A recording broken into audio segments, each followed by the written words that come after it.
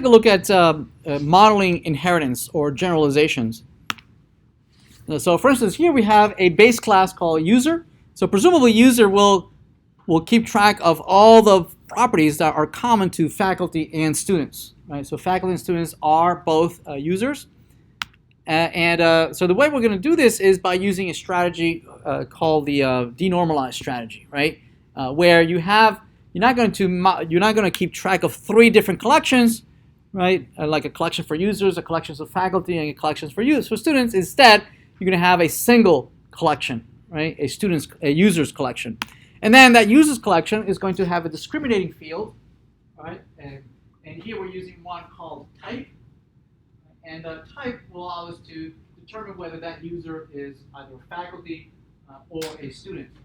So here, presumably, we have two faculty.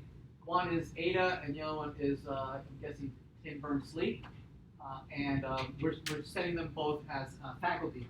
And because they're faculty, they have offices. And then I can retrieve users of type faculty. Right? And here are a couple of students, John and Jane, which I'm setting them by their type, a student. Right? And because they're student, they have GPAs, right? And they might not have offices. And so each one might have different fields specific to them, right? And that's why they're specialized. They're special cases of users, right? And then I can retrieve all the students by using the type student.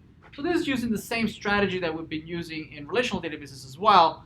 Using the denormalized strategy called, I think, the single table strategy in JPA, right? Now the difference here is that JPA does this for you, right? It provides you for an API with an API for that is object-oriented API, which you don't deal with, right? It's all transparent to you. So the type discriminator field is used by JPA to be able to know which one you would instantiate. The student instance or the faculty instance. And this is all done for you behind the scenes.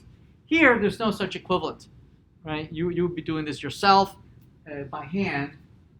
So it is more error prone, so you have to be careful. Nevertheless, right, it's the same type, it's the same strategy. And usually you would create an API around this, right, that you have fully tested and then provides you the same functionality for in implementing inheritance.